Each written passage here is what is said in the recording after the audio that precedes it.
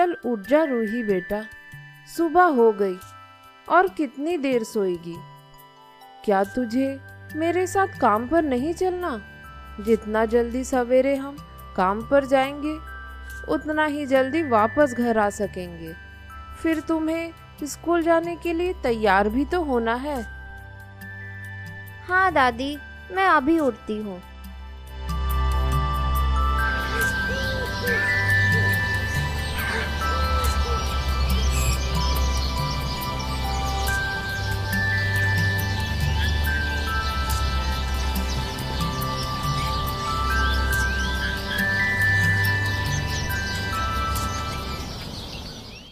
रूही, क्या तुम्हें स्कूल नहीं चलना क्या? आज बड़े देर से काम से लौट रहे हो। तुम्हें पता तो है ना, हमें बहुत दूर चलकर जाना पड़ता है। जितनी जल्दी हम निकलेंगे उतनी ही जल्दी हम समय पर स्कूल पहुंच पाएंगे। वरना तुम तो जानती हो कि मास्टर जी हमारे लेट आने की वजह से हमें कितना डांटते हैं। हाँ सोनू, मुझे पता है। आज मुझे ही सुबह उठने में थोड़ी देर हो गई। मैं जल्दी नहा धोकर तैयार होकर आती हूँ। तुम मेरे बगैर स्कूल मत चले जाना। अरे कैसी बात कर रही हो? मैं तो तुम्हारे साथ ही स्कूल जाता हूँ। मेरा तो स्कूल में कोई दोस्त भी नहीं है। मैं कैसे तुम्हें अकेला छोड़कर स्कूल चले जाऊँ? अब ज़्यादा देरी मत करो और जल्दी स्कूल के लिए तैयार हो जाओ, वरना मास्टर जी हम दोनों को फिर डांटेंगे। हाँ, मैं भी तैयार होकर आती हूँ।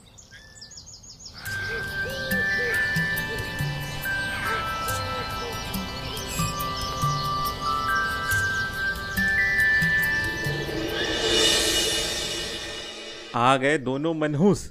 तुम लोगों को जब पढ़ना नहीं होता तो स्कूल क्यों आते हो?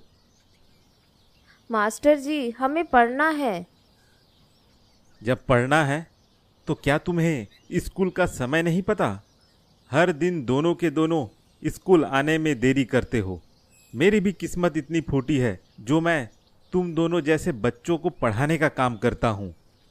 तुम दोनों की वजह से बाकी बच्चों की पढ़ाई भी बिगड़ती है। क्या तुम दोनों को स्कूल आने का समय नहीं पता? मास्टर जी, गलती हो गई। अगली बार से ऐसा नहीं होगा। आपको तो पता है मास्टर जी, हम बड़ी दूर से पैदल चल के स्कूल तक आते हैं। बाकी बच्चों का गांव तो स्कूल से लगा हुआ है, इसलिए उन्हें आने में ज़्यादा देरी नहीं होती।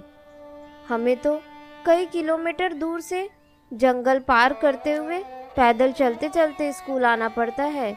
इस वजह से हमें हर दिन देरी हो जाती है और हम अपने घर का काम भी सवेरे सवेरे निपटा कर आते हैं। तुम दोनों तो बस मुझे ही बेवकूफ़ बनाते रहते हो। ना तो समय पर आते हो और ना ही कपड़े ढंग के पहनते हो। रूही, तुम तो अपने कपड़े देख रही हो। ऐसे फटे पुराने कपड़े पहने हैं तुमने कि तुम्हें तो स्कूल के अंदर बुलाने का भी मन नहीं करता। तुम्हें मैं कब से कह रहा हूँ कि नए कपड़े सिलवा लो स्कूल के लिए, लेकिन तुम मेरी बात कभी नहीं मानती हो। ये लड़का सोनू एक तो मनहूस है और तुम उसके साथ में भिखारन। पता नहीं मेरे ही मत्थे कैसे कैसे लोग पढ़ने आते हैं। अच्छा ये बताओ, तुम दोनों नाश्ते में क्या लाए हो? मास्टर जी, मैं रोटी प्याज नमक लाया हूँ। तुमसे और उम्मीद भी क्या कर सकता हूँ। कभी तो सब्जी बनवा लिया करो। और रूही, तुम क्या लाई हो? मास्टर जी, मैं 2 केले लाई हूँ। लाओ दो वो दोनों केले मुझे।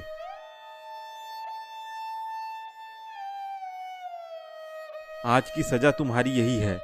अब जाओ दोनों अंदर और ध्यान से पढ़ना जो भी मैं पढ़ाऊं।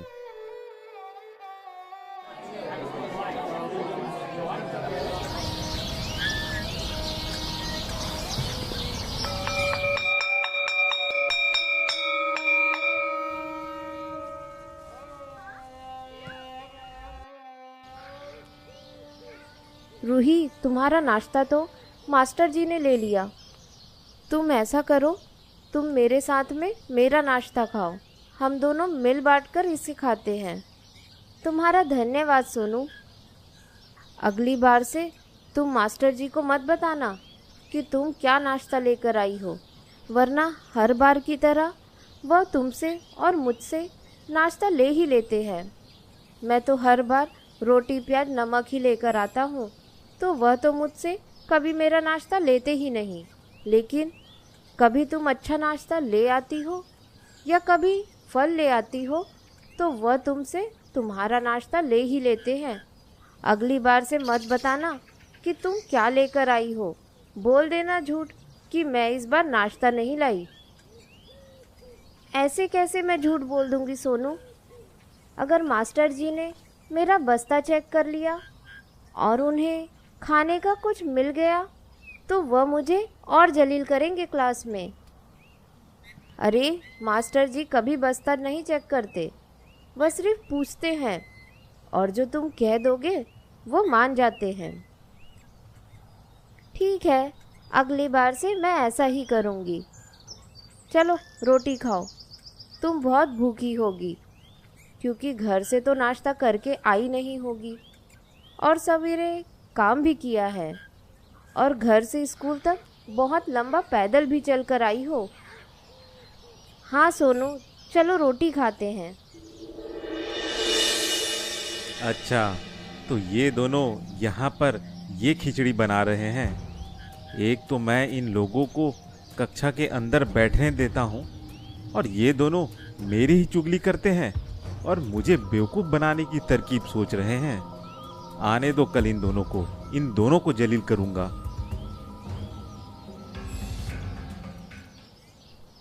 पेट में कुछ रोटी गए तो बड़ा सुकून मिला। मुझे बड़ी जोरों की भूख लग रही थी। भले पेट आधा ही भरा, लेकिन बड़ा आराम मिल रहा है। मैं तो कहता हूँ तुम भी सवेरे सवेरे रोटी प्याज लेकर आया करो, फिर तुम्हारा भी नाश्ता मास्टर जी नहीं लेंगे। अब सवेरे सवेरे आटा गूंथना और रोटी बनाना हमारे लिए मुश्किल है। मेरे घर में तो मेरी बूढ़ी दादी और मैं ही हूँ। हम दोनों तो सवेरे ही सवेरे खेत में काम करने चले जाते हैं, क्योंकि हमारे घर में हम दोनों के अलावा कोई नहीं है। जब सवेरे खेत में पूरी मेहनत से काम करते हैं तो मैं और दादी पूरी तरह से थक जाते हैं।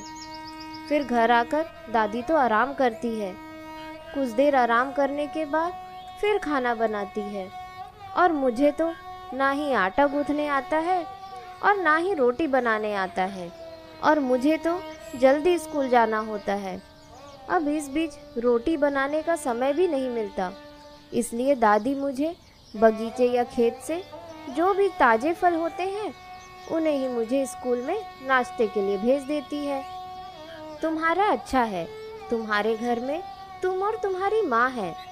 तुम्हारी माँ सवेरे सवेरे तुम्हारे लिए कम से कम रोटी बना देती है। तुम्हारी माँ बूढ़ी भी नहीं है, इसलिए वह सवेरे काम पर भी चले जाती है और काम से आकर तुम्हारे लिए रोटी भी बना देती है। हाँ, यह तो तुम सही कह रही हो। चलो कोई बात नहीं, मैं तो तुम्हारे साथ स्कूल आता ही हूँ। तुम मेरे साथ ही नाश्ता बांटकर खा लिया करो। लेकिन अगली बार याद रखना, मास्टर जी अब अगली बार पूछे कि क्या नाश्ता लाए हो तो तुम भी कह देना कि मैं रोटी प्याज लाई हूँ।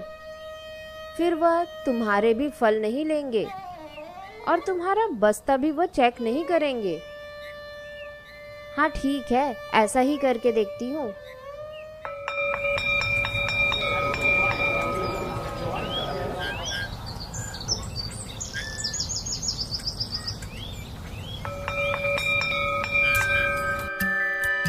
रूही चलो तालाब किनारे थोड़ी देर घूम कर आते हैं, फिर तो घर में जाकर काम करना ही है। तालाब में थोड़ी मछलियाँ भी पकड़ लेंगे। हाँ सोनू चलो।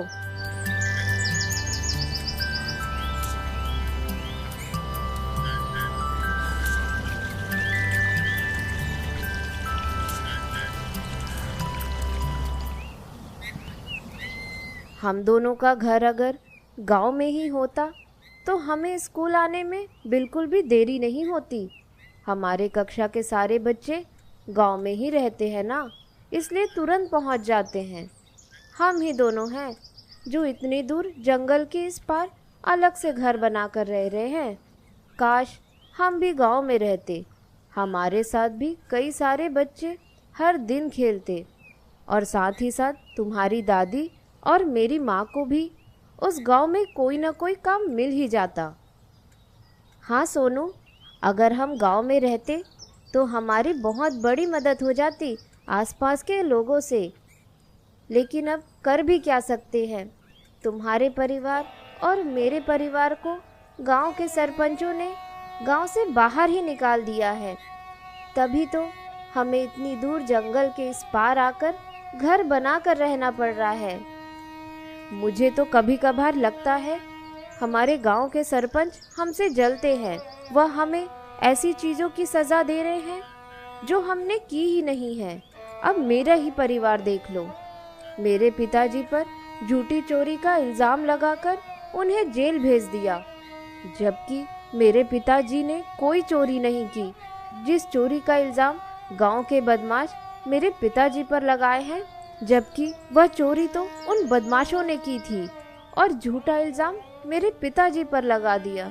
और गांव के सरपंच भी उन बदमाशों से मिले हुए थे। जैसे ही मेरे पिताजी जेल गए, उन सरपंचों ने मिलकर मुझे और मेरी माँ को भी गांव से बाहर निकाल दिया। अब बताओ, इसमें हमारी क्या गलती थी? ना मेरे पिताजी ने कुछ गलत किया था, ना मेरी माँ ने, और ना मैंने। वैसे ही तुम और तुम्हारी दादी के साथ भी गलत हुआ। जब तुम पैदा हुई तो पैदा होते समय तुम्हारी माँ गुजर गई, और कुछ ही समय बाद तुम्हारे पिताजी भी इस दुनिया को छोड़कर चले गए। तो गांव के कुछ बड़े लोग तुम्हें और तुम्हारी दादी को अशुभ बोलकर गांव से बाहर निकाल दिए ताकि तुम्हारी जमीन हथिया सके। अब बताओ, इसमें तुम्हारी और तुम्हारे दादी की क्या गलती है? हाँ सोनू, यह तुम सही कह रहे हो। मैं भी इस बारे में दादी से कई बार बात करती हूँ, लेकिन दादी बस मुझे यही कह देती है कि भगवान के घर देर है, अंधेर नहीं। अगर हम गांव में रहते तो हमें बहुत दूर चलकर खेत में काम करने नहीं जाना पड़ता। मेरी दादी को गांव में ही कोई ना कोई काम मिल जाता, और हमारे भी कई सारे दोस्त होते जिनके साथ खेलकर हमें बड़ा मज़ा आता। कोई बात नहीं, हम दोनों तो साथ में हैं ना। हम एक दूसरे की मदद करते रहेंगे और साथ में खेलेंगे। हाँ सोनू, अब चलो घर चलते हैं।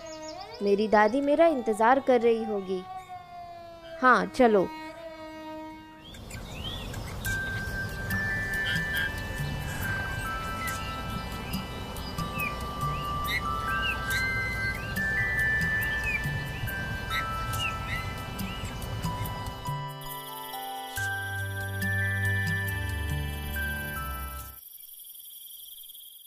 दादी, मेरे कपड़े बहुत फट गए हैं, जगह जगह से सिलाई नज़र आते हैं।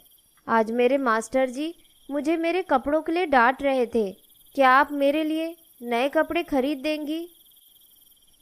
यहाँ तो हमारे खाने के लाले पड़े हैं और तुम मुझे नए कपड़े खरीदने की बात कर रही हो।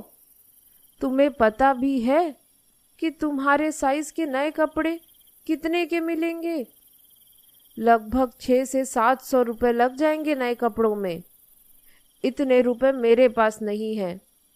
अब तुम इसी कपड़े को ही चलाओ। तुम स्कूल में पढ़ने जाती हो कि वहाँ सज धज के किसी उत्सव में जाती हो? दादी, हम इतने गरीब क्यों हैं? तेरे अगर माँ पिताजी जिंदा होते तो आज हमारी ये हालत नहीं होती। जब तेरे दादाजी जिंदा थे तो हमारे घर में कई एकड़ खेत थी। हम गांव में भी रहते थे। हमारी बहुत इज्जत थी गांव में।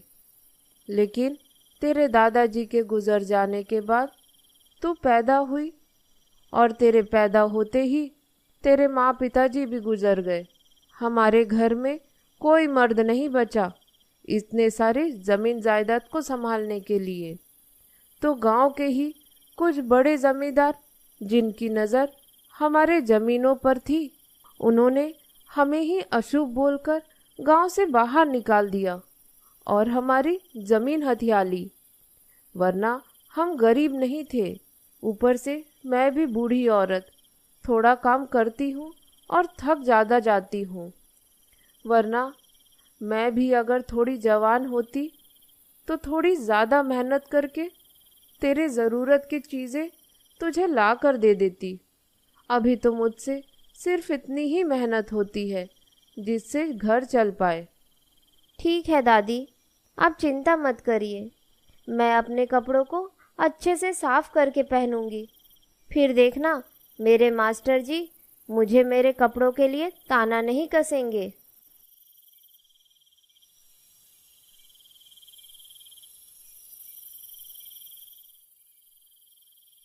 माँ, मुझे रोटी के साथ सब्जी दिया करो ना। यह नमक और प्याज के साथ में खाने में मज़ा नहीं आता। क्यों मज़ा नहीं आता?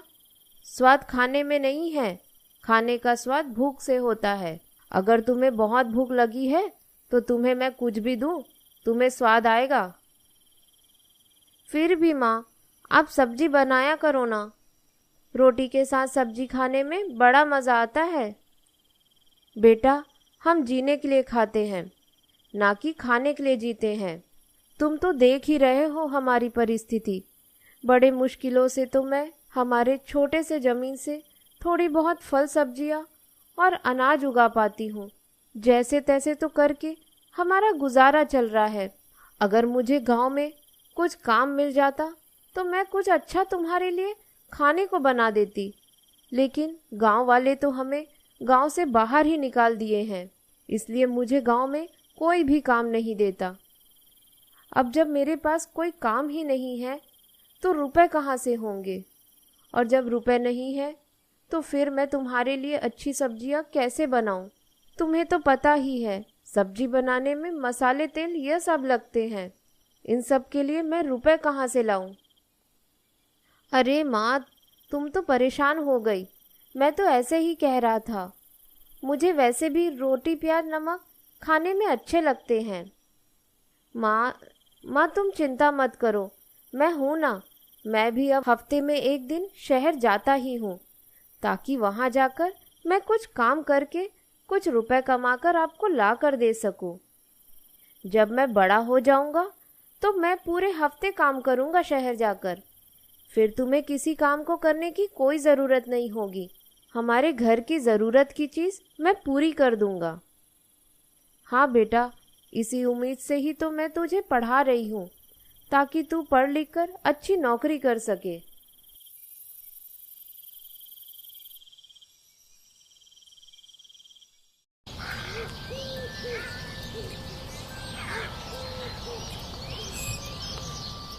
लो मुनिया, घास खाओ। तुम जितना ज़्यादा घास खाओगी तुम उतनी ही जल्दी बड़ी होगी, और तुम जितनी जल्दी बड़ी होगी फिर तुम कई सारे बच्चे दोगी, जिससे मैं हर दिन खेलूंगी, जैसे मैं तुम्हारे साथ खेला करती हूँ। अरे रूही बेटा, तुझे क्या स्कूल नहीं जाना है? चल जा, जल्दी तैयार हो, स्कूल जाने का समय हो रहा है। और अपनी बकरी मुनिया के साथ में इतनी देर तक मत खेल, वरना तुझे स्कूल जाने में देरी हो जाएगी।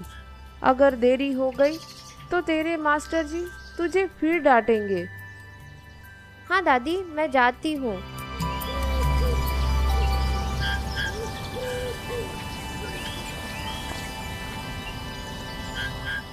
रूही, चलो जल्दी स्कूल चलते हैं, वरना अगर आज फिर देर हो गई तो मास्टर जी हमें फिर डांटेंगे। हाँ हाँ, चलो चलो।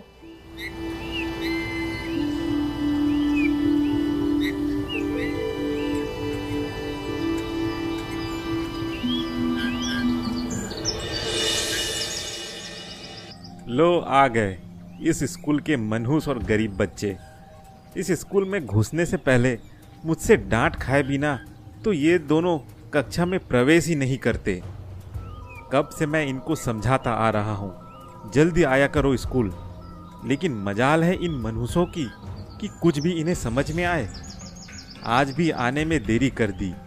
मुझे तो इन्हें देखकर ही गुस्सा आता है। जब भी ये नजर आते हैं मेरा तो दिन ही बिगड़ जाता है। आज तो मैं तुम दोनों को कक्षा के अंदर घुसने ही नहीं दूंगा। ये भिखारी सोनू कभी भी नाश्ते में रोटी सब्जी नहीं लाता, हमेशा रोटी प्याज नमक लाता है। और ये मनहूस रूही, इसके तो कपड़े ही हमेशा फटे पुराने रहते हैं। इसके कपड़े देखकर तो ऐसा लगता है कि इसके कपड़े सिर्फ पोछे करने के लिए ही है। जगह जगह से बस फटे हुए हैं और सिलाई किए हुए हैं। तुम दोनों को मैंने कल भी बोला था ना कि स्कूल सही समय पे पहुंच जाया करो, लेकिन तुम दोनों नहीं माने। आज तुम्हारी सजा यही है कि तुम्हें मैं घर वापस भेजता हूँ, और तब तक तुम दोनों स्कूल नहीं आओगे जब तक रूही तुम अपने नए कपड़े नहीं ले लेती, और सोनू तुम रोटी प्याज की जगह हर दिन रोटी सब्जी नहीं लाते। जिस दिन तुम दोनों ने मेरी ये बात मान ली उस दिन से ही तुम्हें मैं स्कूल में आने दूंगा, वरना तुम दोनों को देखते ही भगा दूंगा। अब जाओ, निकलो यहाँ से।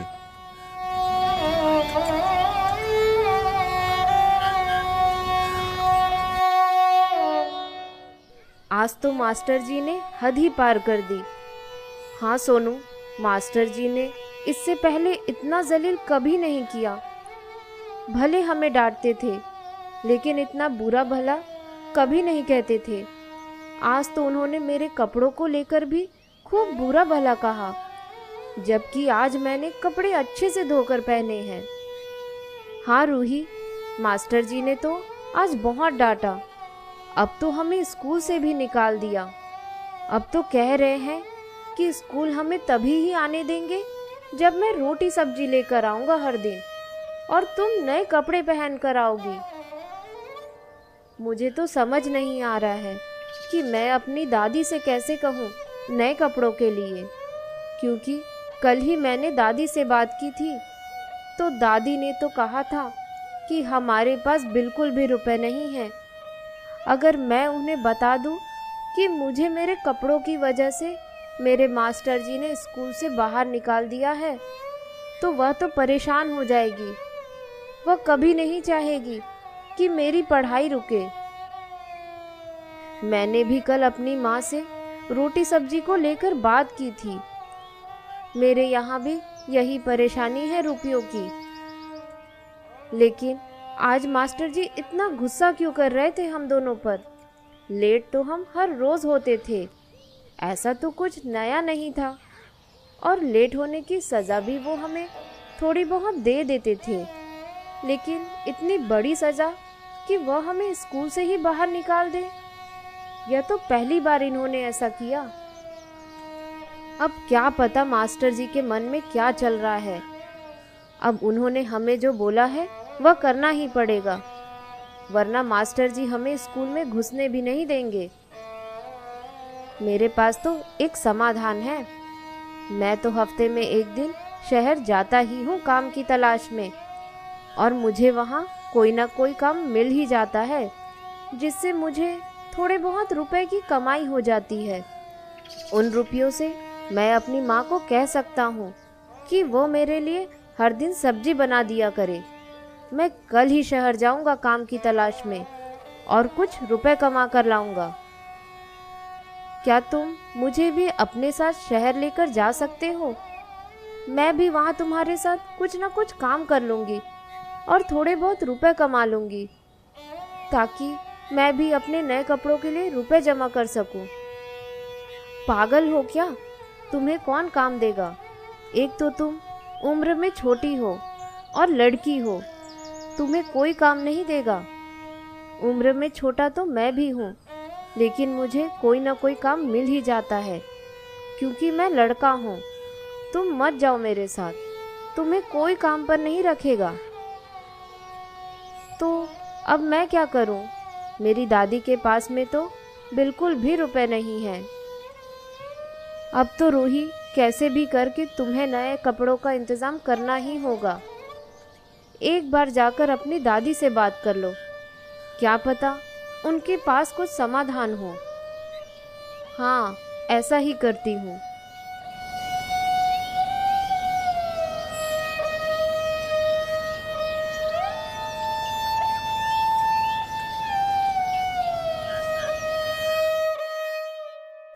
रूही, तुम स्कूल से इतनी जल्दी आ गई?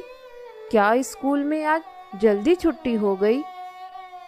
नहीं दादी, आज स्कूल में जल्दी छुट्टी नहीं हुई। तो क्या हो गया जो तुम इतनी जल्दी घर आ गई? दादी, आज मास्टर जी ने मुझे और सोनू को स्कूल से बाहर निकाल दिया। स्कूल से बाहर निकाल दिया? मतलब क्या तुम दोनों ने कोई बदमाशी की या मास्टर जी की किसी बात को नहीं माना? सोनू और मुझसे बस गलती यही हो रही थी कि हर दिन हम स्कूल थोड़ी देर में पहुंचते थे। इस वजह से मास्टर जी ने हमें स्कूल से बाहर निकाल दिया। यह क्या बात हुई? मास्टर जी को तो पता है कि तुम दोनों स्कूल से बहुत दूर जंगलों में रहते हो। इतने दूर आने जाने में तो देर होगी ही। इतनी सी बात के लिए कौन बच्चों को स्कूल से निकालता है? थोड़ी बहुत सजा देकर बात को टाला जा सकता है। हाँ दादी, थोड़ी बहुत सजा देकर हर दिन हमें मास्टर जी कक्षा में घुसने देते थे। लेकिन पता नहीं आज क्या हो गया मास्टर जी को कि आज थोड़ी देरी होने पर उन्होंने मुझे और सोनू को खूब जलील किया। उन्होंने हमें सजा दी है कि जब तक मैं अपने लिए नए कपड़े ना ले लूं, तब तक वह मुझे कक्षा में घुसने नहीं देंगे। और सोनू को यह सजा दी है कि वह रोटी नमक प्याज की जगह रोटी सब्जी लाए हर दिन, तभी उसे कक्षा में प्रवेश मिलेगा। यह कैसा बेवकूफ मास्टर जी है? गरीब बच्चों के कपड़े और उनके खाने के तौर तरीकों को नीचा दिखाकर सजा दे रहा है। बच्चों की मर्जी, वह क्या खाना पसंद करते हैं क्या नहीं, हम उन्हें तो कोई खाने से नहीं रोक रहे हैं। और उन्हें तो पता है कि हम बड़े गरीब परिवार से हैं, तो थोड़े बहुत कपड़े तो हमारे फटे पुराने होंगे ही। अब क्या करे दादी, मेरे लिए नए कपड़े कहाँ से लाएं? वही तो मैं भी सोच रही हूँ कि तुम्हारे नए कपड़ों के लिए रुपए कहाँ से इंतजाम करूँ।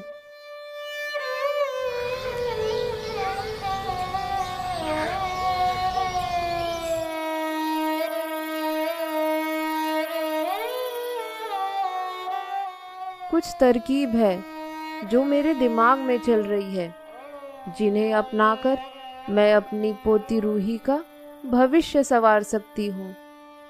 मैं कल ही सवेरे अपनी पोती को शहर लेकर जाती हूँ।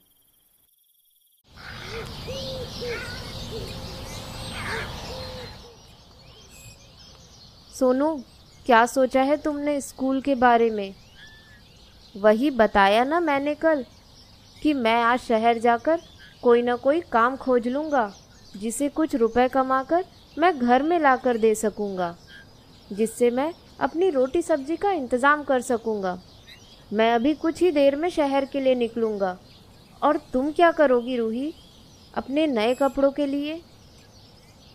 मैं और दादी भी कुछ समय में शहर की ओर जाएंगे।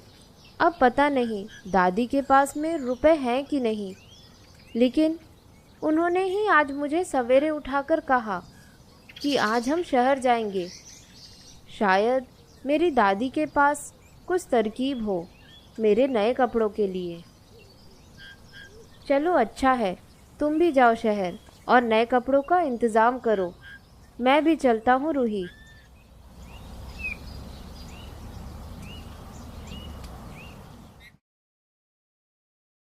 रूही, चलो हम शहर जाएंगे। ऐसा करो, वह जो रेडियो रखा है और जो घड़ी रखी है उसे थैले में रख लो, और साथ में मुनिया को भी हम शहर ले जाएंगे।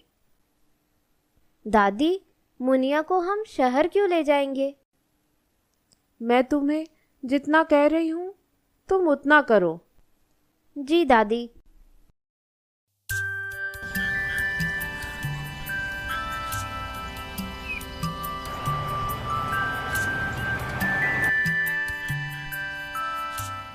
अम्मा, कहाँ जा रही हो? शहर की ओर जा रहे हैं। मैं क्या आप दोनों को शहर तक छोड़ दूं? आपकी बड़ी मेहरबानी होगी अगर आप हमें शहर तक छोड़ दे तो। चलिए मेरे साथ गाड़ी में बैठिए।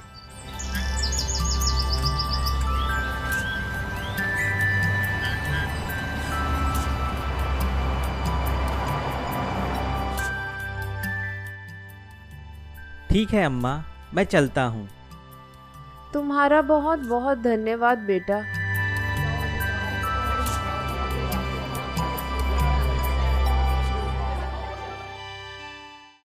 बेटा, मुझे छोटी बच्ची के लिए स्कूल का कपड़ा खरीदना है।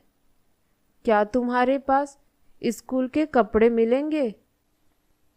हाँ अम्मा।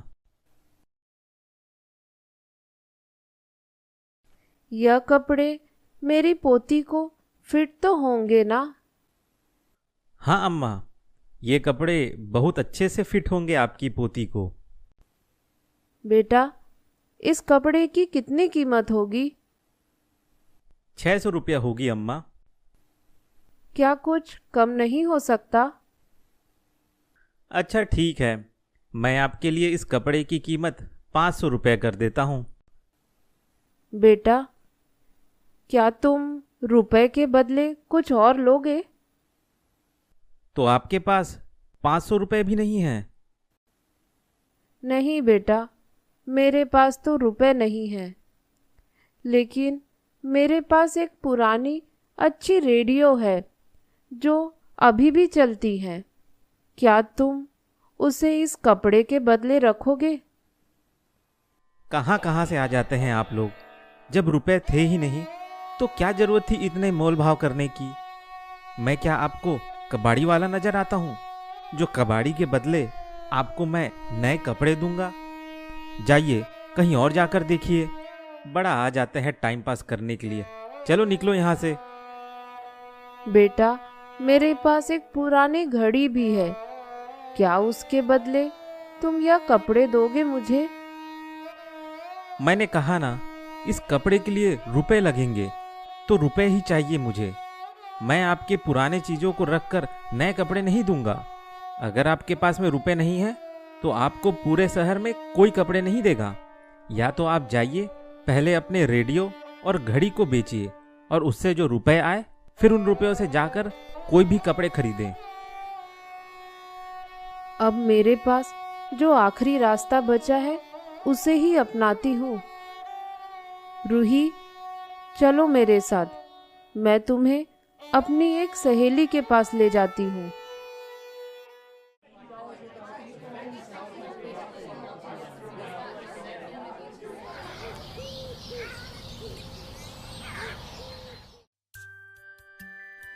कैसी हो मीना?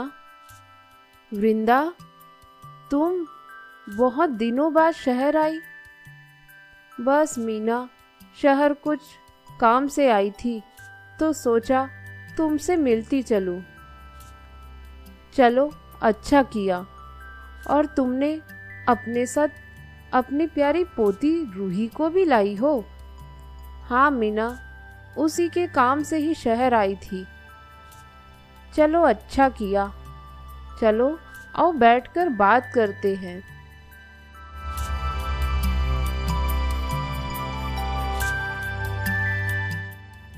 बहुत दिनों बाद आई वृंदा। हाँ मीना, कुछ ज़रूरत आन पड़ी थी इसलिए मैं शहर आई थी, वरना तुम तो जानती ही हो मैं शहर बहुत कम ही आती हूँ। ऊपर से शरीर भी कमज़ोर हो गया है। इस बुढ़ापे में कहाँ इस शहर की भागा दौड़ी में आती रहूँगी। तो तुम किस काम से आई थी? मेरी पोती के लिए एक कपड़ा खरीदना था मुझे, स्कूल के लिए। वही खरीदने मैं शहर आई थी। तो खरीद लिए कपड़े उसके स्कूल के लिए? कहाँ मीना, मेरे पास तो रुपए ही नहीं हैं उसके लिए कपड़े खरीदने के लिए। बड़े मुश्किल से तो घर का खर्चा चला रही हूँ। घर में कोई कमाने वाला नहीं है कैसे तैसे करके रूखी सूखी खाकर घर का गुजारा कर रहे हैं। मैं तो बस चाहती हूँ कि मेरी पोती अच्छे से पढ़ लिख कर कोई अच्छी सी नौकरी कर ले, इसलिए तो मैं उसे स्कूल भेज रही हूँ। लेकिन उसके मास्टर जी उसे स्कूल से निकाल दिए, फटे पुराने कपड़े की वजह से। उसके मास्टर जी जिद कर रहे हैं, उसे स्कूल में तभी आने देंगे जब वह नए कपड़े पहन कर आएगी। अब तुम ही बताओ, मैं कहाँ से इसके लिए नए कपड़े खरीदूं? मुझे तो कुछ समझ ही नहीं आ रहा है। मैं एक रेडियो और पुरानी घड़ी लेकर आई थी ताकि उसके बदले में उसके नए कपड़े खरीद लूं। लेकिन दुकानदार तो ना ही रेडियो ले रहा था और ना ही पुरानी घड़ी ले रहा था। यह तो बुरा हुआ वृंदा। मैं तुम्हारे पास एक मदद की उम्मीद से आई थी। बोलो वृंदा, कैसी मदद चाहिए? मीना, मैं चाहती हूँ कि तुम रूही को अपने पास रख लो। यह क्या कह रही हो वृंदा? वह तो तुम्हारी पोती है, वह तुमसे अलग कैसे रहेगी? तुम मेरी परेशानी समझो मीना, मैं बहुत तकलीफ में जी रही हूँ। ऐसा करो, तुम मुझसे अंदर आकर बात करो। मैं थोड़ा नाश्ता लेकर आती हूँ मेरी प्यारी रूही के लिए, फिर हम दोनों अंदर में बात करते रहेंगे।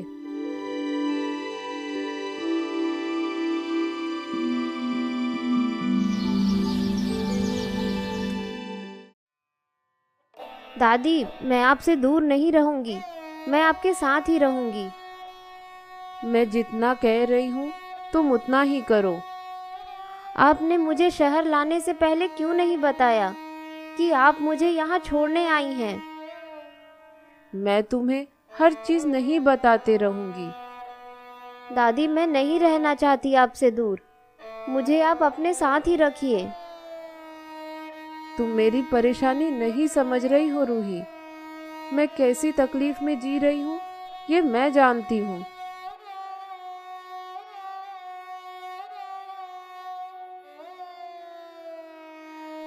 यह लो रूही बेटी, यह नाश्ता खाओ। मैं और तुम्हारी दादी अंदर कुछ बात करके आते हैं।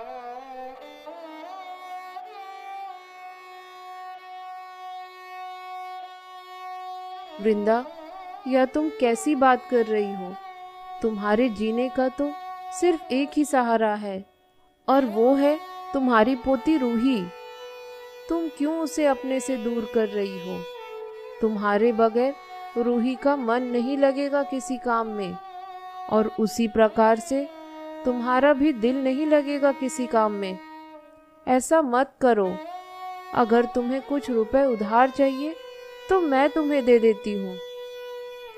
नहीं मीना, मुझे उधार नहीं चाहिए रुपए। मैं तुम्हारे रुपए फिर कैसे लौटाऊंगी? मैं चाहती हूँ मीना कि तुम रूही को अपने पास रख लो। मैं ऐसा इसलिए कह रही हूँ ताकि मेरी पोती रूही का भविष्य अच्छा बन सके, क्योंकि तुम तो जानती ही हो गांव के लोग हमें पसंद नहीं करते। वह हमें परेशान करने का कोई भी कसर नहीं छोड़ते। अभी तो रूही छोटी है तो उसे इतनी परेशानी झेलनी पड़ रही है। जब वह धीरे धीरे बड़ी होती जाएगी तो पता नहीं उसे गांव वाले और किस किस तरह से परेशान करेंगे। उसके स्कूल का मास्टर जी भी हमारी ही गांव का है। वह जानबूझकर मेरी पोती को परेशान करता रहता है, उसे बार बार जलील करता रहता है। अगर वह उसी स्कूल में पढ़ेगी और उसी जंगल के घर में रहेगी तो वो कभी भी अपने पढ़ाई पर ध्यान नहीं दे पाएगी, और जब पढ़ाई में ध्यान नहीं दे पाएगी तो फिर ना उसे कोई अच्छी नौकरी मिलेगी और ना ही कभी जीवन में तरक्की मिलेगी। मैं चाहती हूँ मीना कि तुम रूही को अपने पास रख लो। यहाँ रहकर तुम्हारे साथ शहर के किसी सरकारी स्कूल में पढ़ेगी तो उसकी भी तरक्की अच्छी होगी, लेकिन गांव के उस माहौल में रहकर मेरी बेटी को कोई तरक्की नहीं होगी। मैं चाहती हूँ कि तुम मेरी पोती रूही को अपने साथ रखो। मेरे पास रुपए तो नहीं है, लेकिन मेरे पास पुराना रेडियो है और पुरानी घड़ी है और एक बकरी है। उन्हें बेचकर जो भी रुपए आए उसे तुम मेरी रूही का देखभाल कर लेना। मैं भी तुम्हें बीच बीच में कुछ रुपए ला ला कर देती रहूंगी। वृंदा, ये कैसी बात कर रही हो? रूही भी तो मेरी पोती के समान है। तुम उसकी चिंता मत करो। मैं रूही को अपने साथ रखूंगी। तुम्हें कोई भी रुपए लाकर मुझे देने की जरूरत नहीं। तुम्हारा बहुत बहुत धन्यवाद मीना। मैं नहीं रहने वाली यहाँ। मैं अपने गांव में ही रहूंगी। एक नए कपड़े के लिए मेरी दादी मुझे अपने से दूर कर रही है। मैं नहीं रहूंगी। मैं अपने दादी के साथ ही रहूंगी।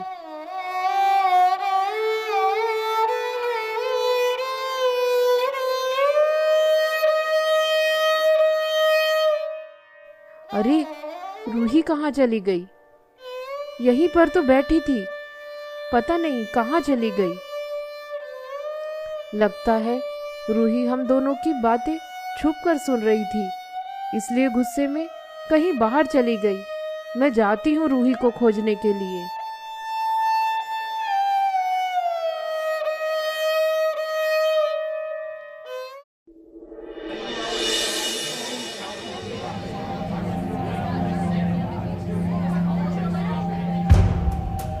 पकड़ो पकड़ो, उस लड़के को पकड़ो। उस लड़के ने मेरा सामान चोरी कर लिया है। ये अंकल क्या कह रहे हैं? क्या मैंने जो सुना वो सच सुना? सोनू चोरी करके भाग रहा है?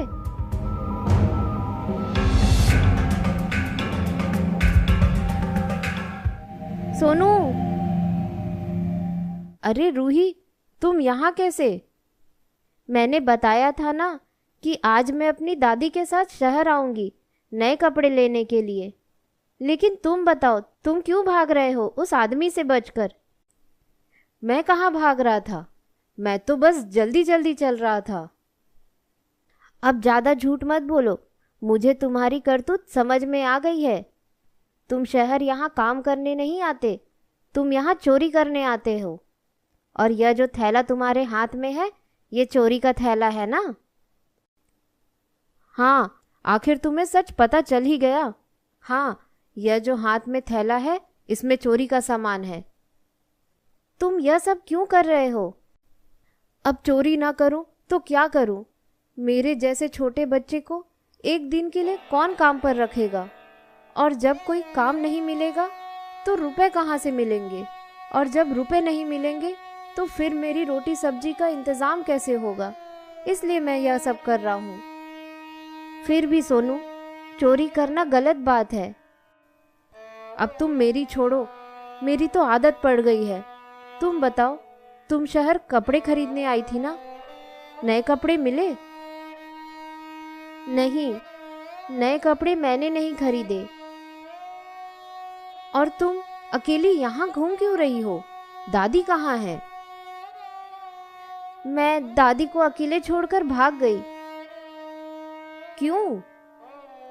हमने कपड़े खरीदने के लिए कुछ पुराने सामान रखे थे, जिनके बदले हम कपड़े खरीदना चाहते थे। लेकिन उन सामान के बदले हमें कोई कपड़े नहीं दे रहा। इसलिए दादी ने सोचा कि वह मुझे अपनी सहेली के यहाँ छोड़ देगी, ताकि मैं शहर में रहकर अच्छी पढ़ाई कर सकूं। पर मैं नहीं चाहती थी शहर में रहना, और दादी से दूर रहना भी नहीं चाहती थी। मैंने दादी से कहा कि मैं आपको नहीं छोड़ना चाहती, मैं आपके साथ रहना चाहती हूँ। पर दादी नहीं मानी, इसलिए मैं दादी को छोड़कर वहां से भाग आई। अब क्या करोगी? बस एक बार मेरे लिए नए कपड़ों का इंतजाम हो जाए, मैं फिर गांव वापस चली जाऊंगी। चलो, ऐसा करते हैं, जो सामान तुमने लाया है उसे बेचने की कोशिश करते हैं। क्या पता तुम्हारे जो सामान है वो बिक जाए। वैसे क्या क्या सामान है तुम्हारे पास? एक पुरानी चलती हुई रेडियो है और एक पुरानी घड़ी है। और तुम मुनिया को अपने साथ क्यों लेके आई हो? दादी मुझे और मुनिया दोनों को ही अपनी सहेली के यहाँ छोड़ने वाली थी। उन्होंने ही जिद करके मुनिया को साथ में लाने को कहा। अब चलो रेडियो और घड़ी को बेचने की कोशिश करते हैं।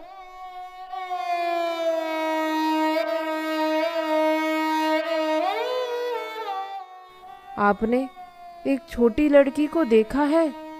उसके साथ में एक बकरी थी। नहीं, हमें तो नहीं दिखी है। क्या आपने एक छोटी लड़की को देखा है जिसके हाथ में एक बकरी थी? नहीं, नहीं देखा है। अम्मा, क्या हुआ? क्या खोज रही हैं आप? बेटा, क्या तुमने मेरी पोती को देखा? वह पता नहीं अपनी बकरी के साथ में कहाँ चली गई। नहीं अम्मा, मैंने तो नहीं देखा। वैसे कितनी देर हो गई है आपके पोती को खोए हुए? पिछले आधे घंटे से मैं उसे खोज रही हूँ, लेकिन मुझे उसके बारे में कुछ नहीं पता चला। अम्मा, चिंता मत करो, वो यहीं कहीं होगी। चलिए, मैं आपकी मदद करता हूँ आपकी पोती को खोजने में।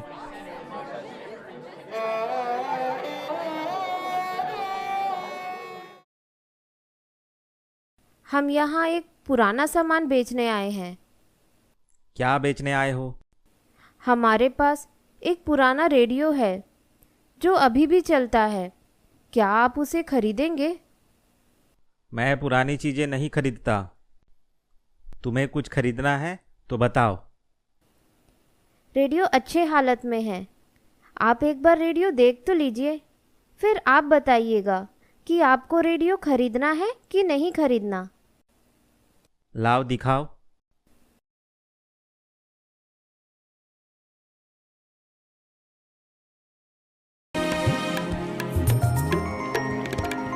सुनिए, कितनी अच्छी आवाज़ आ रही है।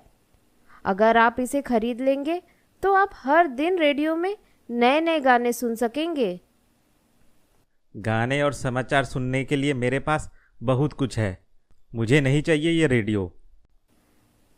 आप इसे रख लीजिए, हम इसे आपको बहुत ही सस्ते दाम में दे देंगे।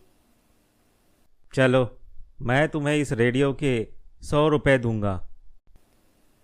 100 रुपये तो बहुत कम है अंकल, थोड़ा और ज़्यादा दीजिए। हाँ अंकल, अच्छी खासी चलती हुई रेडियो के आप 100 रुपये दे रहे हैं, थोड़ी और ज़्यादा रुपए दे। चलो 200 ले लो। बहुत कम है अंकल फिर भी। अब तुम ही बताओ, कितने रुपए चाहिए तुम्हें? कम से कम 500 रुपये लूँगी इस रेडियो के। नहीं नहीं, बहुत ज़्यादा है। मैं तुम्हें 300 रुपये दे रहा हूँ। अगर उतने चाहिए तो रखो, वरना कहीं और जाकर इस पुराने रेडियो को बेचो। जी अंकल, हमें मंजूर है, आप 300 रुपये ही दे दीजिए। ये लो 300 रुपये।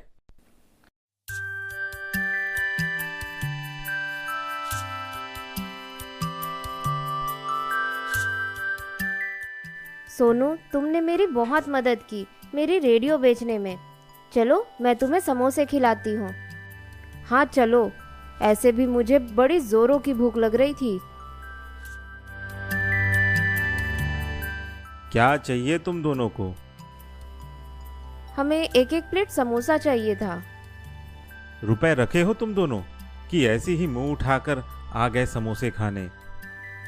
हमारे पास रुपए हैं अंकल। रुपए दिखाओ पहले। ये देखिए अंकल।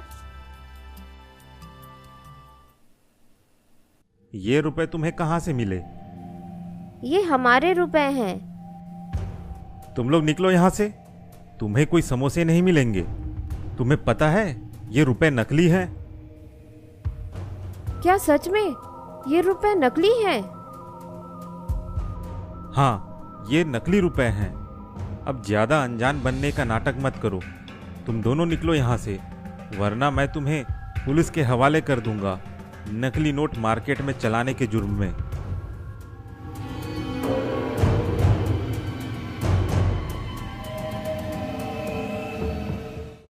सोनू, हमें दुकानदार ने बेवकूफ़ बना दिया। हाँ रूही, हमें अपने साथ किसी बड़े को रखना था।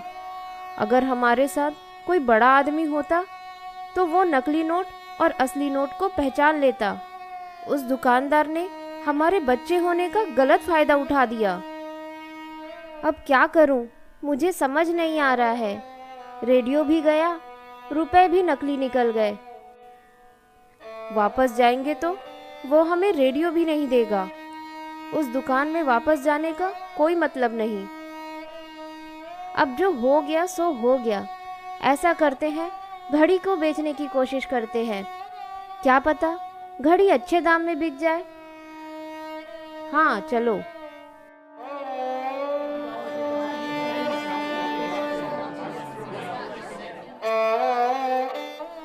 अम्मा, आपकी पोती को तो हमने आसपास हर जगह पूछ लिया और पता कर लिया, लेकिन आपकी पोती आसपास में कहीं भी नहीं दिखी।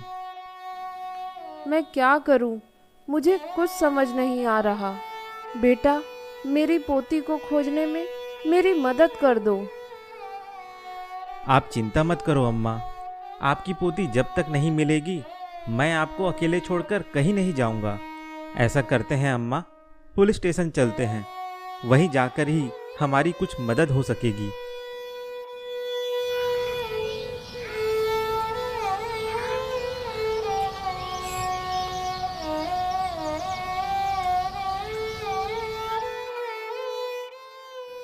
क्या काम है आप दोनों को?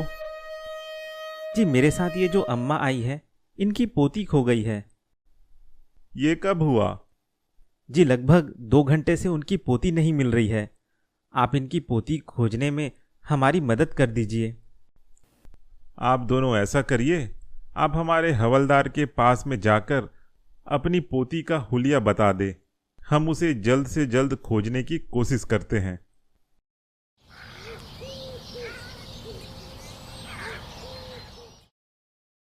चलिए बताइए, लड़की की उम्र क्या है, वो दिखने में कैसी है, उसने कौन से कपड़े पहने थे और उसके साथ में क्या क्या सामान थे। सारी चीज़ें एक एक करके बताते जाइए।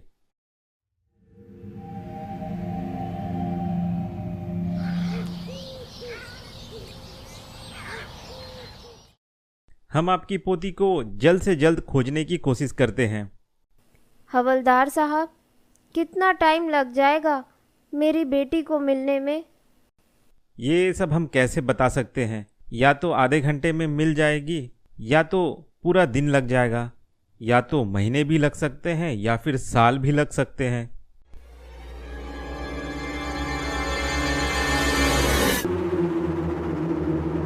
अम्मा, आंखें खोलो अम्मा।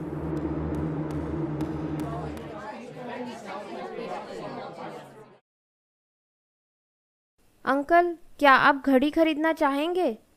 हमारे पास एक बहुत अच्छी पुरानी घड़ी है जो अभी भी चलती है। मैं क्या बेवकूफ़ लग रहा हूँ? राशन की दुकान में आकर मुझसे राशन ना खरीद कर मुझे घड़ी बेचने की कोशिश कर रहे हो, वो भी पुरानी घड़ी। अंकल, एक बार आप घड़ी देख तो लीजिए, आपको ज़रूर पसंद आएगी। अरे मुझे नहीं देखना, जाओ अपनी घड़ी कहीं और बेचो। अंकल, हमसे घड़ी खरीद लीजिए, हमें रुपयों की बहुत ज़रूरत है, प्लीज़ अंकल। क्या एक बार में तुम दोनों को समझ नहीं आती मेरी बात? चलो निकलो यहाँ से।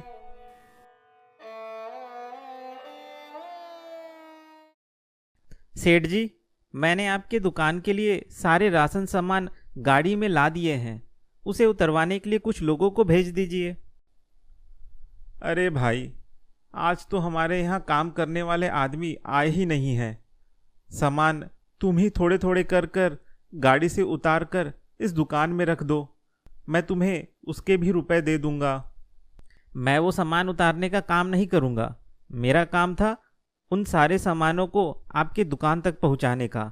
सामान गाड़ी से उतरवाने का काम मेरा नहीं है। आप देखिए, आसपास में कोई अगर आपको मिल जाए तो उससे बोलिए। अब मैं आदमी कहाँ से खोजूं इस काम को करने के लिए? अंकल जी, अगर हम आपकी मदद करें सामान को गाड़ी से उतारकर आपके दुकान में रखने की, तो क्या आप हमें कुछ रुपए देंगे? क्या तुम दोनों सारे सामान उतारकर दुकान में रख दोगे? जी अंकल, हम दोनों मिलकर धीरे धीरे करके सारे सामानों को आपके दुकान में रख देंगे। अगर ऐसा है तो ठीक है। इस काम को करने के मैं तुम दोनों को 100 रुपए दूंगा। जी अंकल, हमें मंजूर है। चलो मेरे साथ गाड़ी से सामान उतारने के लिए।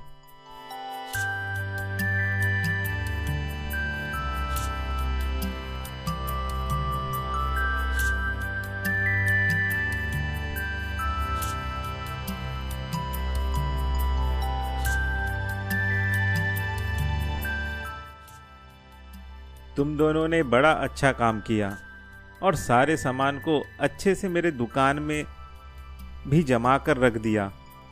मैं तुम दोनों को 200 रुपए देता हूँ।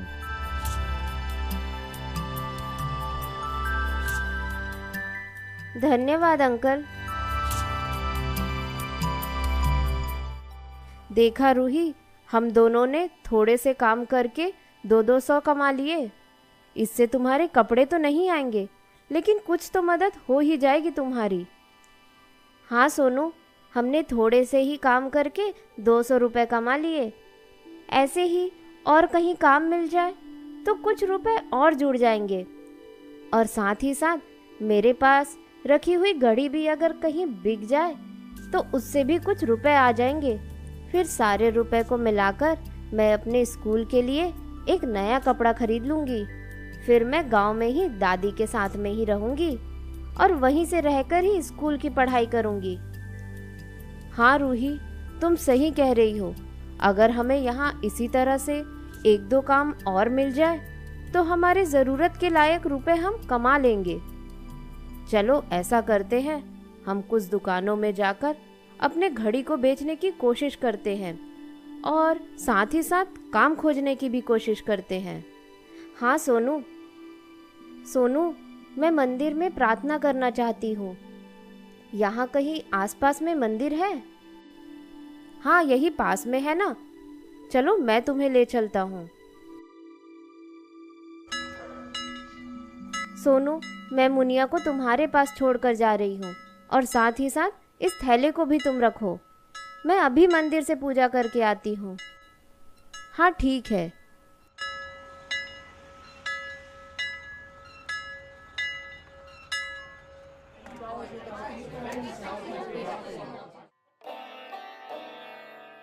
कैसी हो अम्मा? मैं कहाँ हूँ? अम्मा, तुम पुलिस स्टेशन में बेहोश हो गई थी तो मैंने आपको अस्पताल में लाकर भर्ती कर दिया। अभी आप अस्पताल में हैं। बेटा, मेरी पोती रूही मिली? नहीं अम्मा, अभी तो वो आपकी पोती को खोजने के काम में लगे हुए हैं। मेरी ही गलती थी जो मैंने अपनी पोती को अपनी सहेली के यहाँ छोड़ने जा रही थी। मेरी रूही मेरे से दूर ना हो जाए, इसी वजह से वह डर कर वहाँ से भाग गई। काश उस समय मैंने अपने पोती की बात मानी होती और उसे कह दिया होता कि हाँ, वो मेरे साथ ही रहेगी, तो फिर मेरी पोती गुस्से में वहाँ से नहीं भागती। हे भगवान, मेरी पोती जहाँ भी है उसे सही सलामत रखना। उसे जल्दी से जल्दी मुझसे मिलवा देना। आप चिंता मत करो अम्मा, ज्यादा चिंता करने की वजह से आप बेहोश हो गई थी। आपकी पोती जहाँ भी होगी भगवान उसकी रक्षा कर रहे होंगे।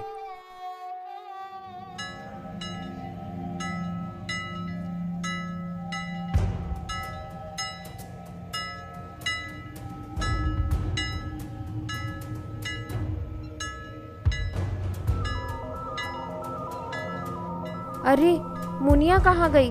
अभी तो यहीं पर उसे छोड़ कर गया था। सोनू, मुनिया कहाँ है? मैं उसे यहीं पर तो छोड़ कर गया था, पता नहीं कहाँ चली गई। कहाँ चली गई का मतलब क्या? मैंने तो मुनिया को तुम्हारे पास छोड़ा था। तुम उसे छोड़कर कहाँ चले गए थे? मुझे जोरों की पेशाब लग रही थी तो मैं थोड़ा उधर पेड़ के पास चला गया था, लेकिन जब मैं वापस आया तो मुनिया गायब थी, पता नहीं कहाँ चली गई। तुम मुनिया को अपने साथ में पकड़कर नहीं ले जा सकते थे क्या? क्या ज़रूरत थी मुनिया को यहाँ पर छोड़कर जाने की? अरे मैं तो कुछ ही देर के लिए गया था। और इस कुछ ही देर में ही मुनिया गायब हो गई ना। अब क्या करें? मैंने तुम पर भरोसा करके बहुत बड़ी गलती कर दी। तुम हो ही मनहूस। जब से तुम्हारे साथ घूम रही हूँ तब से मेरा कोई भी काम पूरा नहीं हो रहा है।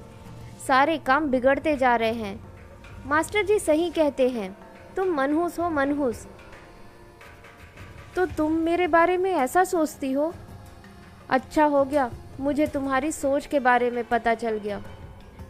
मैंने सोचा था कि राशन की दुकान में काम करके जो 200 रुपये मुझे मिले हैं वह मैं तुम्हें दे दूंगा, जिससे तुम्हारी मदद हो जाएगी थोड़ी बहुत। लेकिन तुम्हारी इतनी घटिया सोच मेरे लिए है, ये जानने के बाद मैं अब तुम्हारी कोई मदद नहीं करूंगा। और जाओ खोजो अपनी मुनिया को।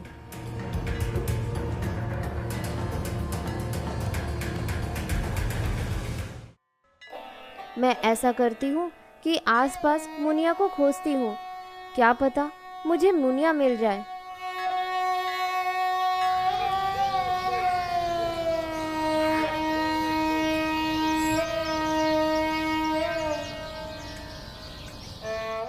बड़ी मुश्किल से मैंने कुछ रुपए कमाए थे, लेकिन अब मैंने मुनिया को भी खो दिया। पता नहीं मुनिया कहाँ चली गई। कहीं चली गई कि किसी ने उसे चोरी कर लिया। मैं अब हाथ पर हाथ रख के नहीं बैठ सकती। मुझे जल्द से जल्द आज ही अपने नए कपड़ों के लिए रुपयों का इंतजाम करना ही होगा। मैं ऐसा करती हूँ कि मैं मुनिया को खोजते खोजते आसपास की दुकानों में भी कुछ काम पता करती हूँ, और साथ ही साथ मेरे पास जो पुरानी घड़ी है उसे भी बेचने की कोशिश करती हूँ।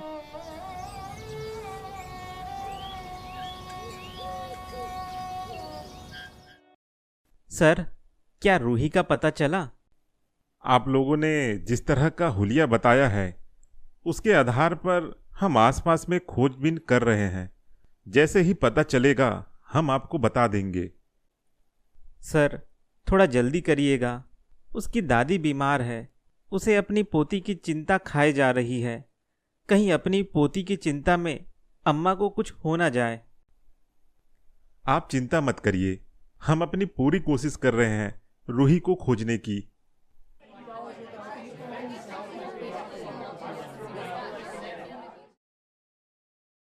अंकल, मेरे पास एक पुरानी घड़ी है जो अभी भी चलती है। क्या आप मुझसे वह घड़ी खरीदेंगे? वह घड़ी देखने में बहुत सुंदर है।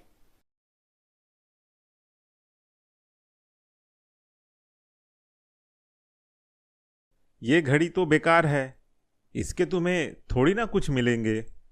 तुम इसे कहीं भी जाकर बेचो, तुमसे ये घड़ी कोई नहीं खरीदेगा।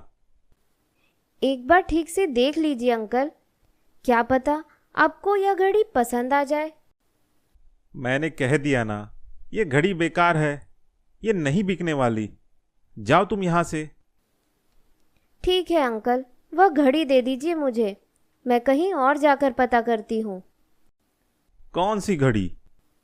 वही घड़ी जो आपने अपने हाथ में पकड़ी है, जिसे मैंने आपको दिया है। ये किसने कह दिया कि ये घड़ी तुम्हारी है? यह क्या कह रहे हैं अंकल? ये घड़ी मेरी है। किसने कह दिया कि ये घड़ी तुम्हारी है? चलो निकलो दुकान से मेरे। आप क्यों झूठ बोल रहे हैं अंकल? यह घड़ी मैंने आपको दी है। क्या सबूत है कि तुमने मुझे ये घड़ी दी है? अंकल, आप मुझे छोटी बच्ची समझकर मुझे बेवकूफ़ बनाने की कोशिश कर रहे हैं। मैं आसपास के लोगों को बुलाकर यहाँ पर इकट्ठा कर लूँगी और आपसे घड़ी भी ले लूँगी। आसपास के लोगों को बुलाना है तो बुला लो, कोई तुम्हारी बात पर भरोसा नहीं करेगा।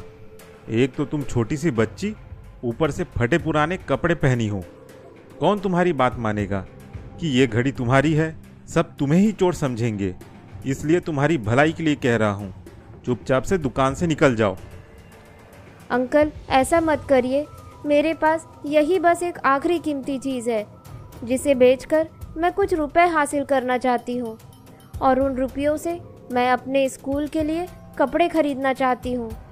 आपको यह घड़ी पसंद है तो आप रख लीजिए, लेकिन इसके बदले मुझे कुछ रुपए दे दीजिए अंकल।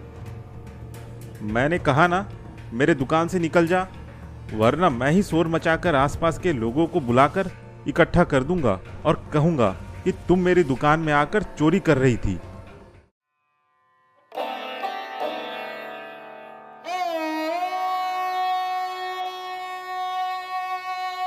आज मेरा एक भी काम नहीं बना, सारी चीज़ें बिगड़ गई। पुराना रेडियो भी हमसे किसी ने नकली रुपए देकर खरीद लिए, मेरी मुनिया भी कहीं खो गई, और मैंने यह आखिरी कीमती चीज़ जो पुरानी घड़ी थी उसे भी इस दुकानदार ने मुझसे धोखे से छीन लिया। लगता है मुझे अब दादी की सहेली के पास ही रहना होगा। मैं अब दादी के साथ नहीं रह पाऊंगी। रूही, क्या हुआ? तुम क्यों रो रही हो? मत रो, मैंने तुम्हारी मुनिया खोज कर ला दी है। मुनिया, यह कहाँ मिली सोनू तुम्हें? ये पास में ही अकेले घास चर रही थी। चलो अच्छा हुआ, कम से कम मुनिया तो मिल गई। तुम क्यों रो रही हो रूही? सोनू, मैंने पुरानी घड़ी को एक दुकानदार को बेची, लेकिन उस दुकानदार ने धोखे से उस घड़ी को अपने पास रख लिया, बिना कोई रुपए दिए मुझे, और मुझे दुकान से भगा भी दिया। यहाँ सब ऐसे ही है रूही, हम छोटे बच्चे हैं, गरीब हैं, इसलिए हमें हर कोई बेवकूफ़ बना रहा है। हाँ सोनू, अब तो मुझे भी दादी से दूर रहकर उनकी सहेली के घर में ही रहकर पढ़ाई करनी होगी। हाँ रूही, अब रुपयों का इंतज़ाम तो हो ही नहीं पा रहा है, तो क्या करें? लेकिन उस दुकानदार को ऐसी थोड़ी ना छोड़ देंगे जिसने तुम्हारी घड़ी ले ली। उसे भी तो थोड़ा मज़ा चखाकर यहाँ से चलते हैं। मुझे ले चलो, कौन सी दुकान थी जहाँ पर तुमने अपनी घड़ी बेचने की कोशिश की? यही वह दुकान है जहाँ मैंने अपनी घड़ी दी। अभी इसे मज़ा चखाता हूँ, तुम भागने के लिए तैयार रहना।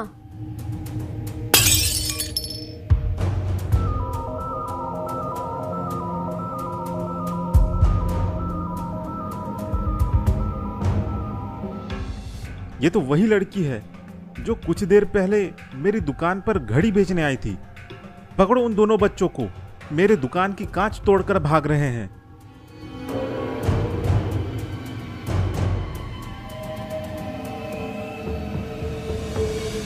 तुम दोनों बच्चे कहां भागे जा रहे हो? अच्छा किया हवलदार जी, ये दोनों बच्चे मेरे दुकान की कांच फोड़कर भाग रहे थे। इन्हें आप कड़ी से कड़ी सजा दें। क्यों बच्चों, ये अंकल सही कह रहे हैं? क्या तुम दोनों इनकी दुकान की कांच फोड़कर भाग रहे हो? हवलदार जी, इन्होंने मेरी घड़ी धोखे से रख ली और उस घड़ी के मुझे एक भी रुपए नहीं दिए, इसलिए हम उनके दुकान के कांच फोड़कर भाग रहे हैं।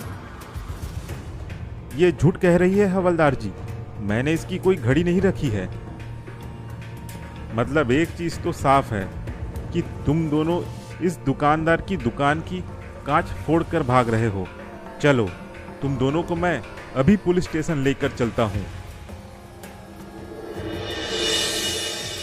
रुकिए हवलदार जी।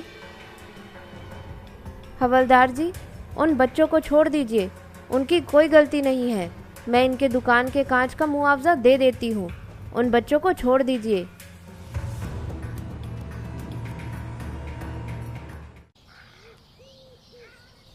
लेकिन फिर भी इन्हें मैं अभी ऐसे नहीं छोड़ सकता। आपको भी पुलिस स्टेशन चलना होगा, वहीं से आप इन्हें छुड़वा कर ले जाइए।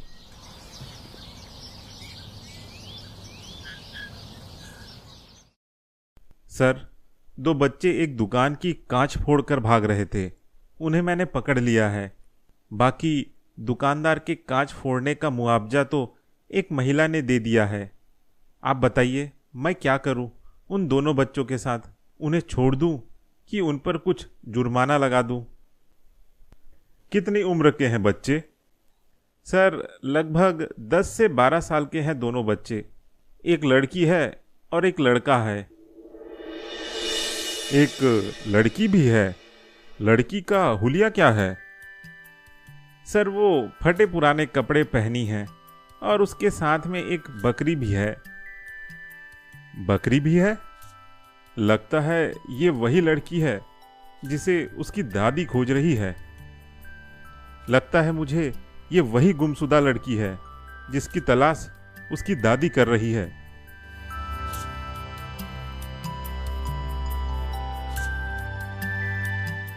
ये तो रूही है। कैसे हो रूही बेटी?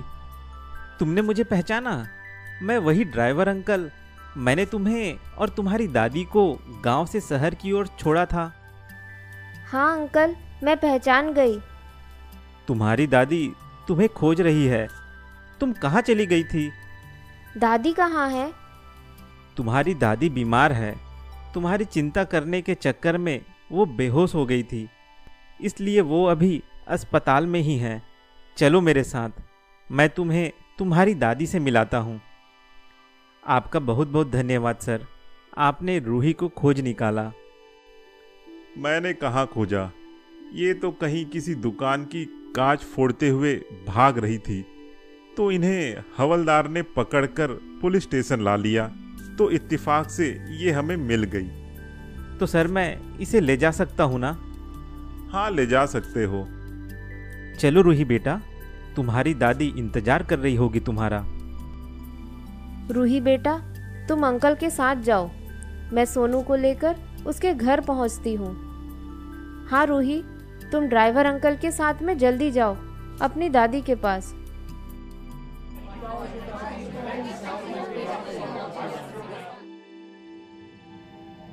अरे, इसी बेड पर ही तो थी तुम्हारी दादी। तुम यहीं रुको, मैं पता करके बताता हूँ कि तुम्हारी दादी कहाँ है।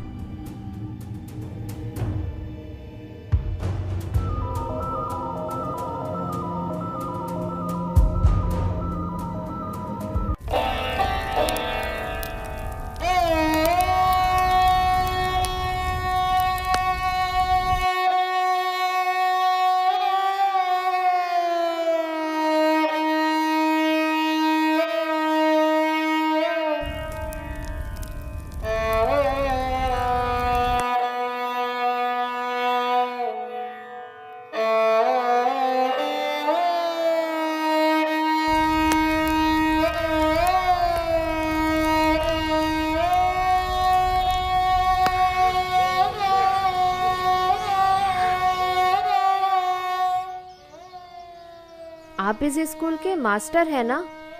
जी हाँ। और आप दोनों पास के गांव के सरपंच हैं ना? जी हाँ। क्यों, क्या हुआ? आप कौन हैं जो हमसे हमारे बारे में पूछ रहे हैं?